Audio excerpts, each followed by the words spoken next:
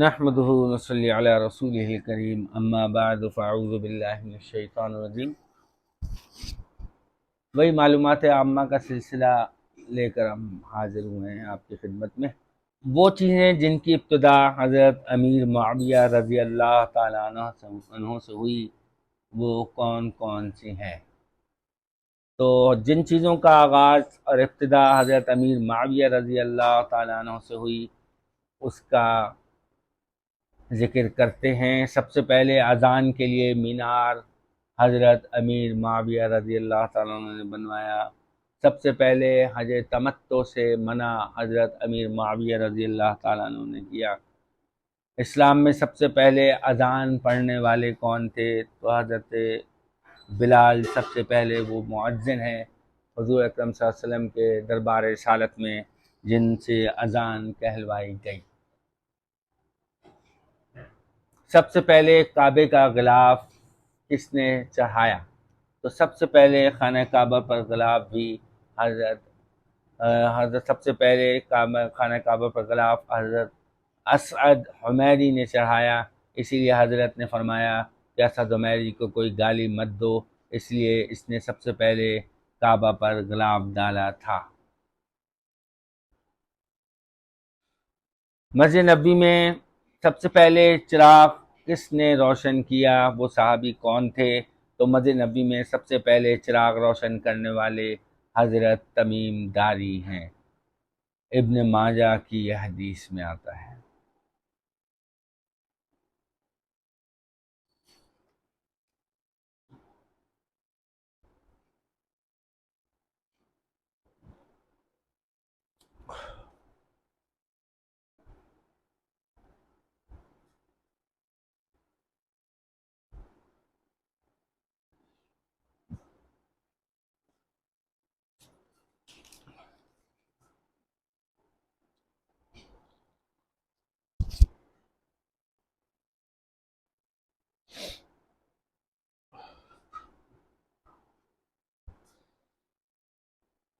اب ہم متفرق کچھ صحابہ کا ذکر کرتے ہیں کہ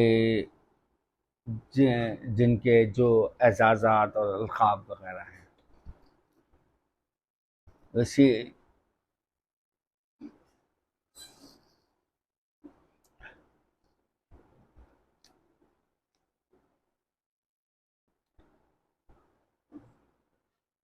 سفینہ کس صحابی کا لقب ہے؟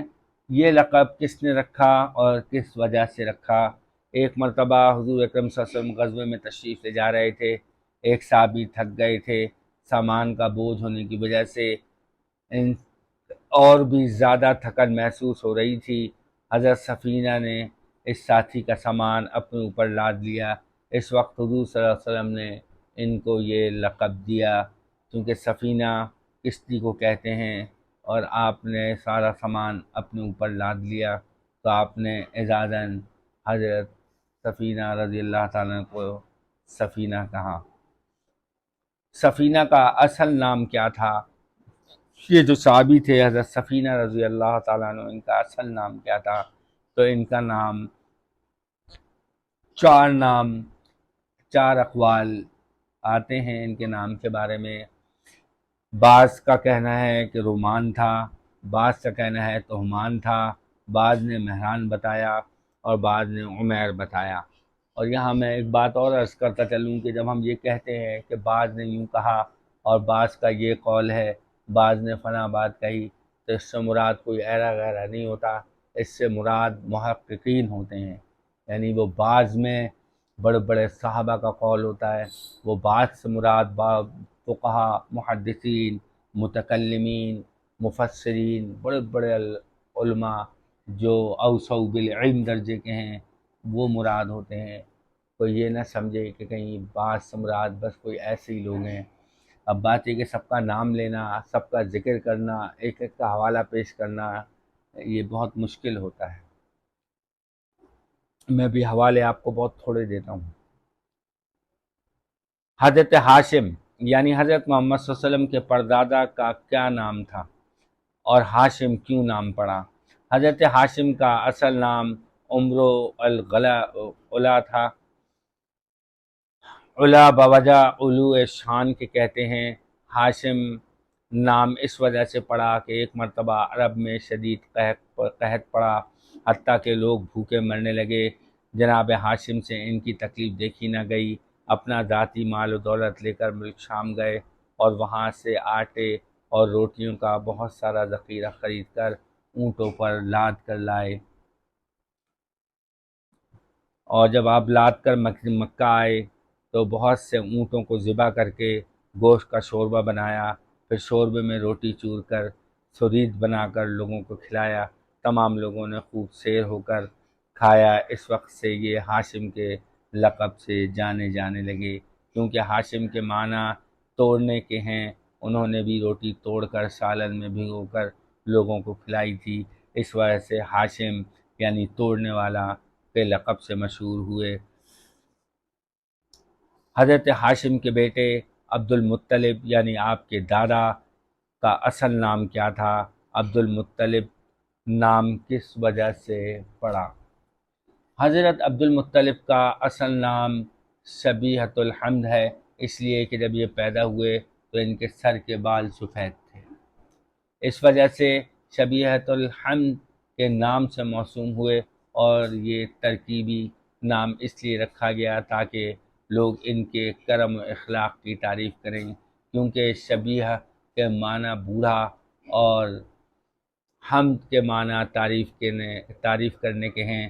عبد المطلب نام سے موسوم ہونے کی وجہ یہ ہے کہ ایک دن مدینے میں بچوں کے ساتھ نشانہ لگا کر کھیل رہے تھے کہ اتفاق سے ایک راہگیر آ کر آرام کی غرض سے وہاں بیٹھ گیا۔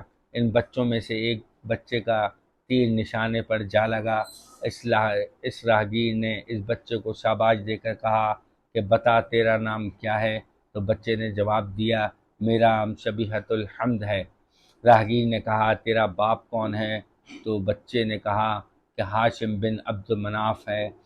یہ راہگیر مکہ کا رہنے والا تھا۔ مکہ آ کر بچے کا واقعہ ہاشم کے بھائی مطلب کو سنایا۔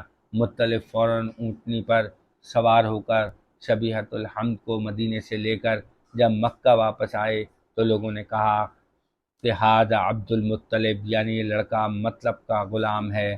مطلب نے کہا نہیں، یہ تو میرا بھتیجا ہے، مگر لوگوں نے مطلب کے جواب کی کوئی پرواہ نہ کی اور اس بچے کو عبد المطلب کہنا شروع کر دیا، جس سے عبد المطلب آپ کے دادا کا نام مشہور ہوا۔ تو یہ بات یاد رکھنے کی ہے کہ حضرت محمد صلی اللہ علیہ وسلم کے دادا کا اصل نام شبیہۃ الحمد تھا، یعنی وہ بوڑھا جو بہت زیادہ اللہ کی تعریف کرنے والا ہو۔ عہد نبوی کے مفتیان کرام اور مؤذنین وغیرہ وہ حضرات جو حضور اکرم صلی اللہ علیہ وسلم کے زمانے میں فتویٰ دیتے تھے کون کون تھے؟ تو حضرت محمد صلی اللہ علیہ وسلم کے زمانے میں جو صحابہ فتوے دیتے تھے وہ یہ ہیں۔ تو جو صحابہ فتوے دیتے تھے وہ جن کے نام آتے ہیں وہ 14 ہیں۔ ان میں حضرت ابوبکر صدیق مفتی اعظم تھے، شاید میں نے آپ کو پچھلی ویڈیو میں بھی اس کا ذکر کیا تھا۔ حضرت عمر فاروق، حضرت عثمان غنی، حضرت علی، حضرت عبد الرحمن ابن عوف، حضرت ابی ابن کعب، حضرت عبداللہ بن مسعود، حضرت معاذ بن جبل، حضرت عمار یاسر، حضرت حذیفہ بن یمان، حضرت زید بن ثابت، حضرت سلمان فارسی، حضرت ابو درداء رضی اللہ، حضرت ابو موسیٰ عشری،